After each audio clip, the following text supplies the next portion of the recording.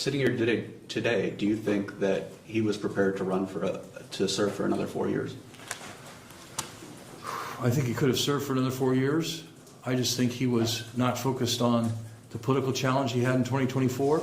And I think this is a common thing with presidents, where they become very focused on foreign policy. And most American voters don't care about foreign policy. They want to know about price of groceries and about presidential strength and about domestic matters. And the fact that foreign leaders found him to be a very effective leader of NATO, which seemed to be one of his top talking points, was not going to avail him in a debate, I thought. Right, but even if we accept that presidents become focused on that, other presidents have listened to advice or their staff around them to focus on those domestic issues to their benefit, to win an election. Why couldn't President Biden? Well, I don't know about couldn't, he didn't. And I don't know why President George H.W. Bush didn't either, and got beaten very soundly by Governor Clinton, notwithstanding the challenges that Governor Clinton faced as a candidate in 1992. And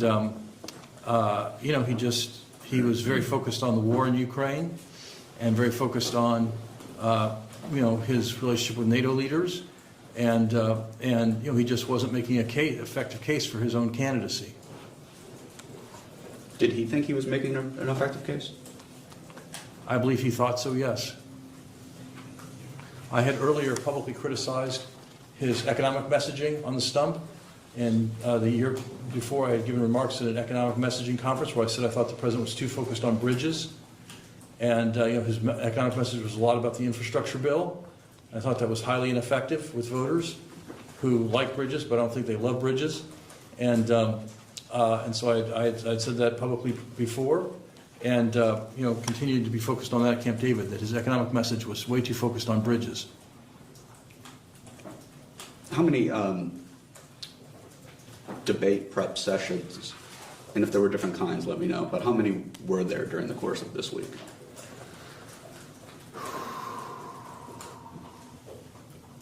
Well, I hesitate to put a number on it because they kind of flowed in and out. There were two kinds of sessions. One was myself, Mr. Donilon, Mr. Ricchetti, Mr. Reed, sitting around the dining room table at Aspen Cabin with the president, just going back and forth on questions, and then there would be more formal mock debates.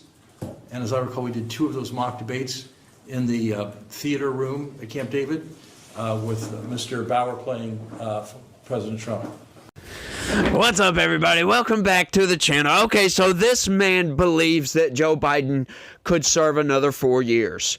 In the state that we saw Joe Biden on that debate stage, I don't believe he could have served another 6 months the way he was going, right? Joe Biden, then come to find out, he got that cancer diagnosis. Ain't no telling how long Joe Biden's going to be around, right? It's sad to hear, right? You don't like to hear that anybody has that bad off of cancer, right? It's not terminal, I don't believe, but it was really, really advanced cancer, and you don't want to hear about that. So, good thing he dropped out. But, this man still believes that Joe Biden has the cognition to go ahead and serve a whole nother 4 years. Like anybody and everybody that has eyes and a brain and that was paying attention to politics could tell that Joe Biden was not prepared to serve at that moment in time. Joe Biden was not prepared to serve when he came into office. He was showing signs of senility. I don't know if that's the correct way to phrase that. Senility? Yeah, senility, maybe. But anyway, he was going senile, in other words, right? They were showing signs of dementia, and we could all tell this by just looking at him. His gait was getting very stiff. His physical health was starting to fail, along with his mental health, right? These were very, very grave concerns that the American people had for the health of the President of the United States, by God, the leader of the free world. And you mean to tell me you believe that he could go another 4 years? I love all this debate prep talk. Like, are you kidding me? Like, you had all these mock debates and y'all sat around the kitchen table. You noticed the man forgetting things, mixing up words on a consistent basis, and you still allowed him to get out there on national television being quote-unquote sick right? So they claim. But anyway, folks, we're going to get into this. It's a fascinating little segment. So y'all make sure and smash that like button for me. Subscribe if you're new around here. Share this video anywhere and everywhere you can. Click the join button. Sign up and become a member. That's the best way to help this channel expand and grow. But without any further ado, folks, here we go.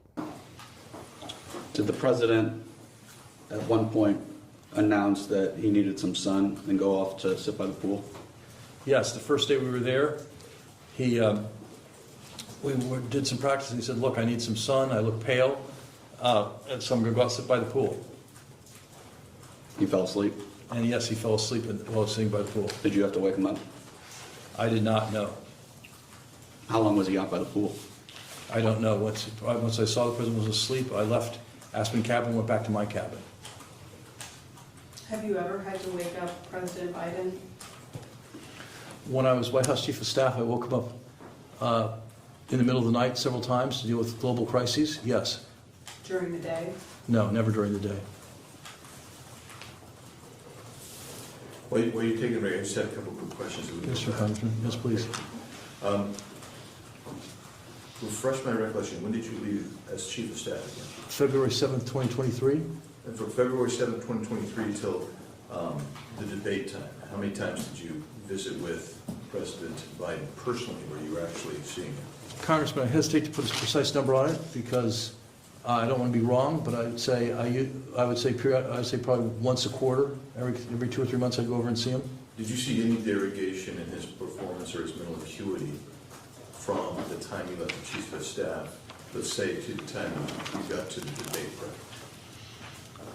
Congressman, I'd say not his mental acuity. I think I noticed, not so much in my meetings with him, but when I'd seen him appear on television, that his rhetorical skills were not as strong as they had been, and his speeches were less effective, I thought.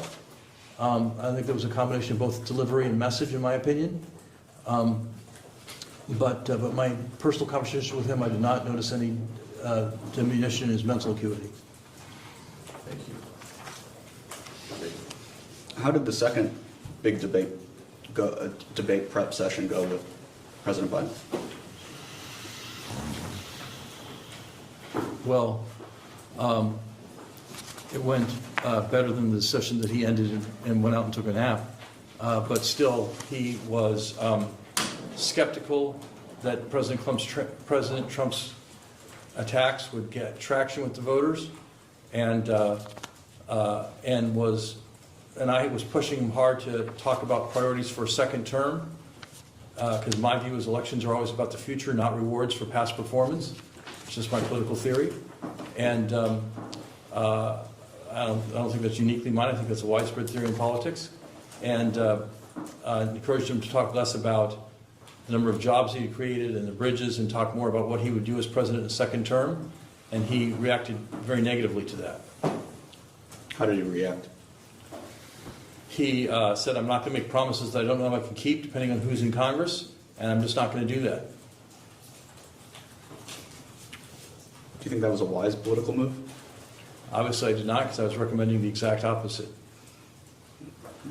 Did you notice that your advice was less heeded by President Biden during this entire week than it had previously while you were Chief of Staff?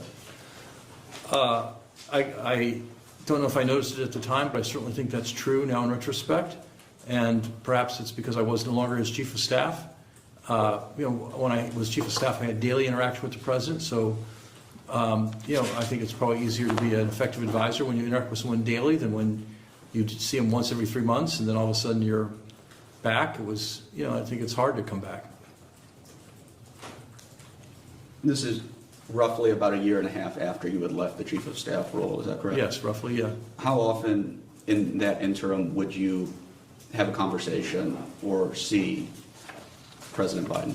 Well, as I said to Congressman Biggs, about once a quarter. How often would you have a conversation with Jeff Zients during that time? Probably talk to Jeff about once a month. Did you maintain contact with Steve Ricchetti? Not that I recall. Did you have any kind of regular conversations with Mike Donlin? Not that I recall, no. How about Anita Dunn? Periodically, yes. What would she tell you during this time while you were away from the White House?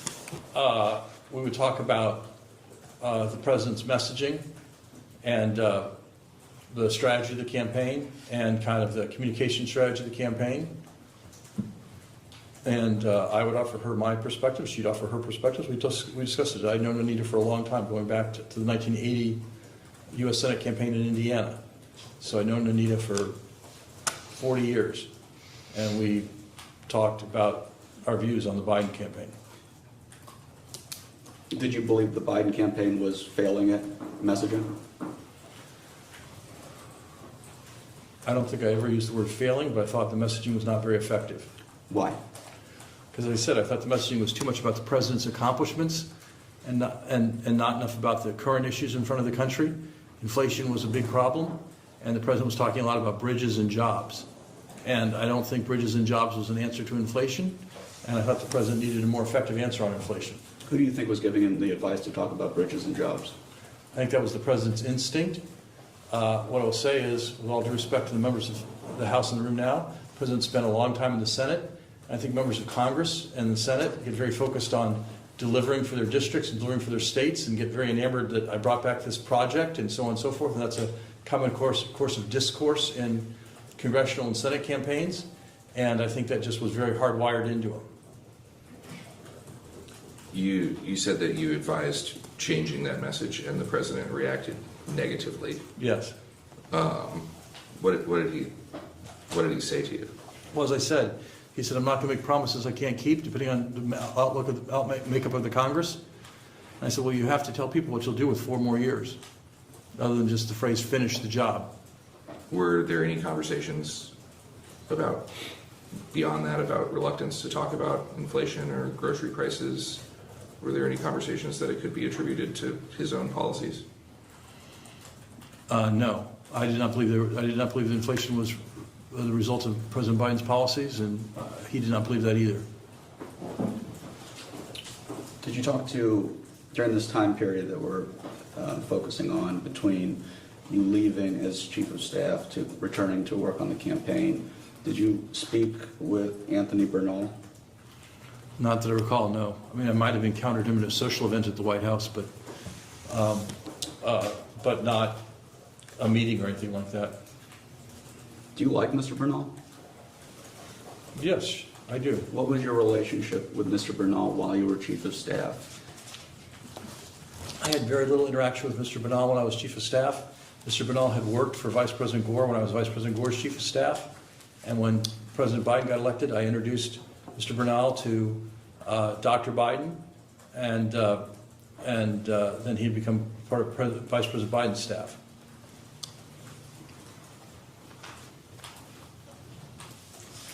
What role did Mr. Bernal hold while you were chief of staff to President Biden?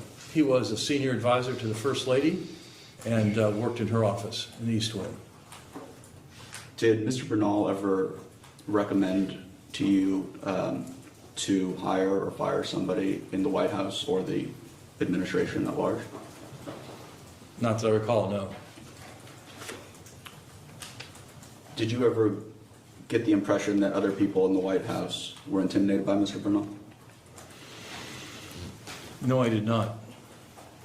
Did you ever say that when Mr. Bernal wanted something that it wasn't worth fighting over and it's not worth fighting City Hall? It sounds like something I might have said, and I would have been referring to the fact that my experience was that generally when the First Ladies, in prior administrations too, when the First Lady wanted something, it was best for the staff to go along with that. That was my experience in the Clinton administration, the Obama administration, and so I carried that forward to the Biden administration.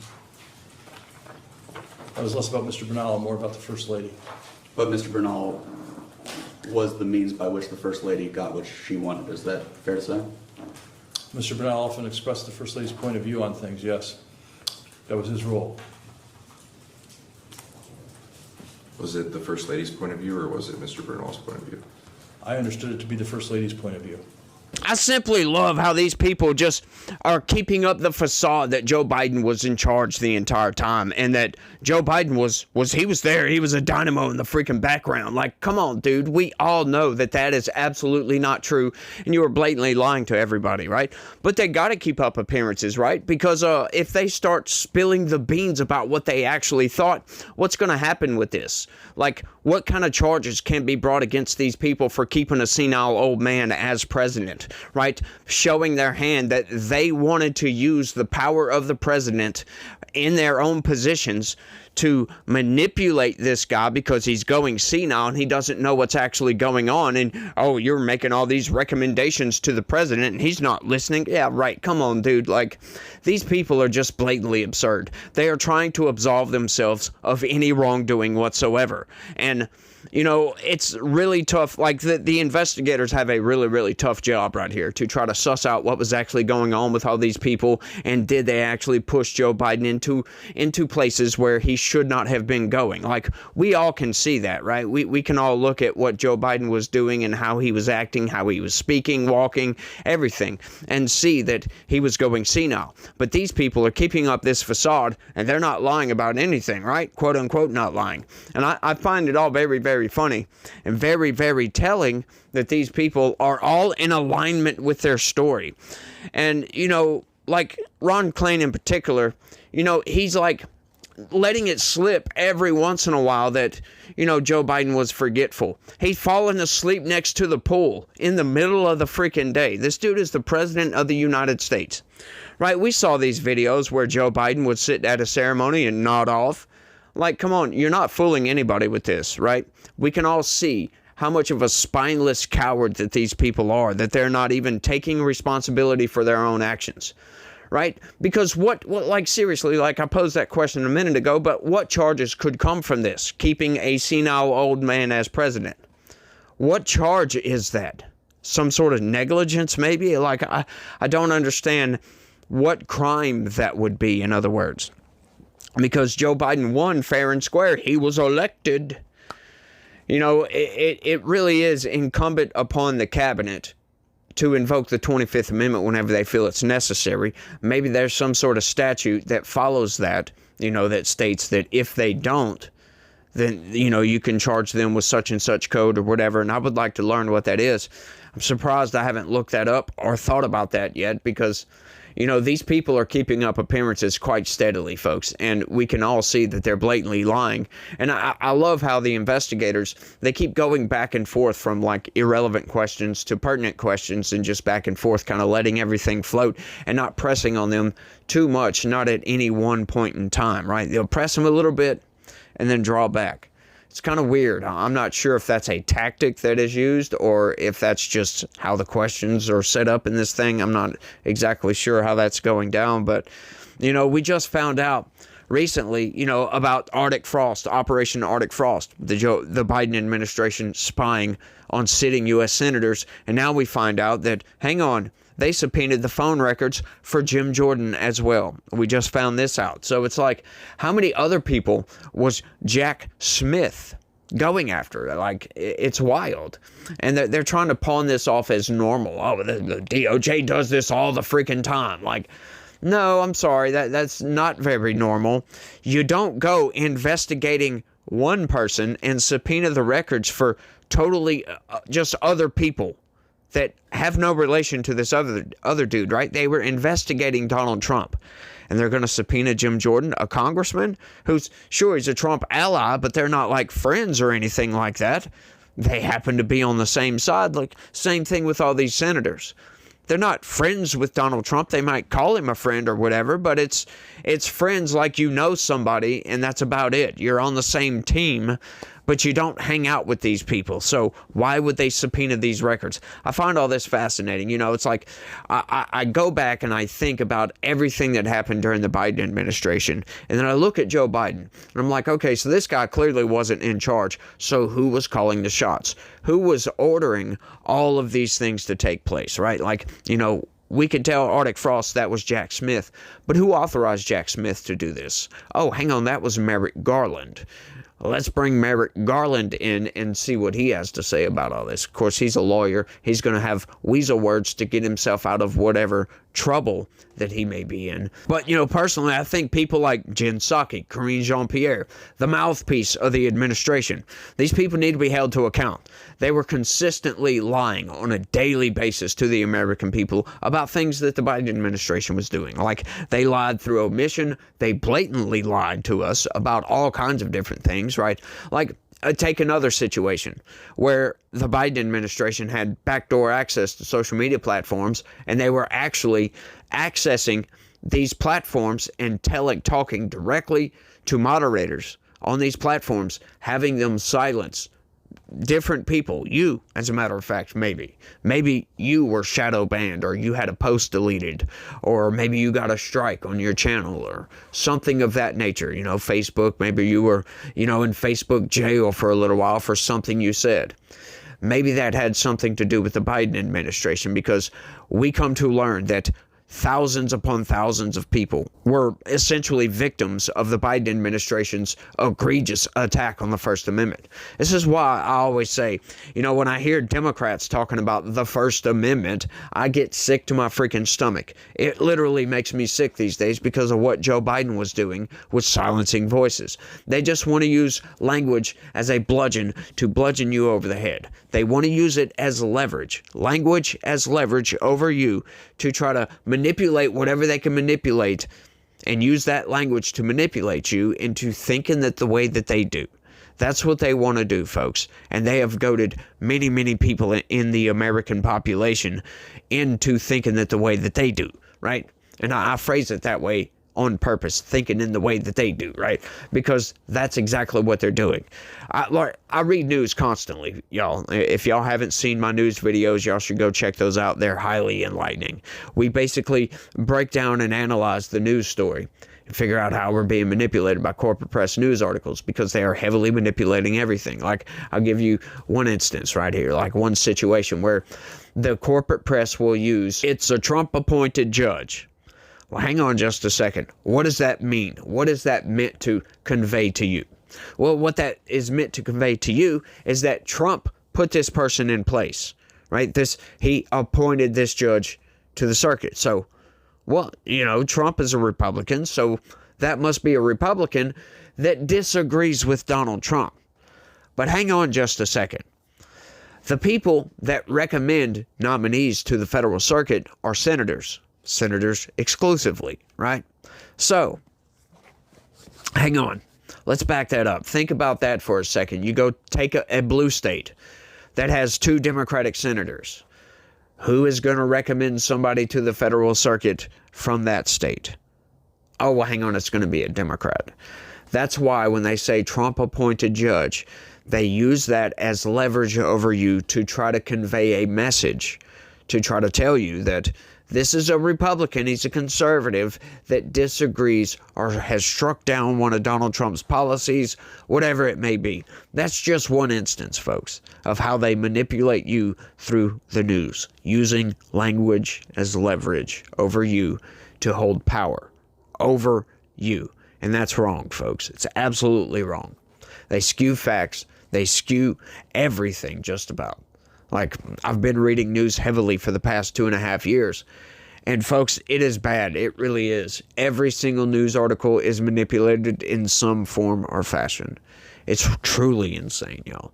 So I would suggest y'all check out my regular videos, but I think that's all I got on this one.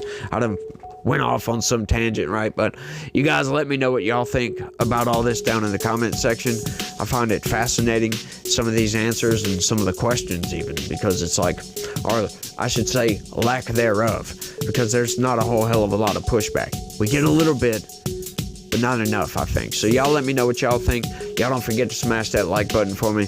Subscribe if you're new around here. Share this video anywhere and everywhere you can. Click the join button.